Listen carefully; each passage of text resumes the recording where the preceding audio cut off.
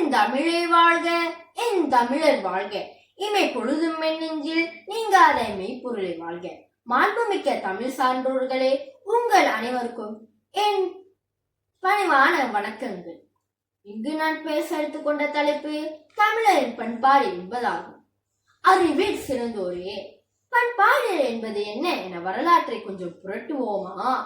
நாகரீகமின்றி நாடோடிய திரிந்த மனித இனத்தை பயன்படுத்தியது எது? இங்கிருந்து அல்லவா பண்பாடு என்று சொல்லி உருவானது. நாகரீகம் கற்றுக் கொடுத்ததே தமிழர் பண்பாடு என்பர் கற்றோர். சபையோரே, பண்பாடு என்பது ஒரு இனத்தின் வரலாறு. இங்கு வாழ்வியல் முறைகள் பேசப்படுகின்றன. செய்தொழில்கள், இறை நம்பிக்கை, பேசும் மொழி, உண்ணும் உணவு, கலைகள் யாவும் பண்பாட்டின் பாட்படும்.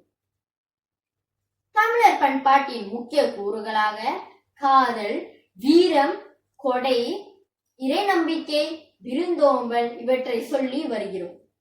அன்பர்களே, மொழி அழிய இனம் அழியும் என்பது கூற்று.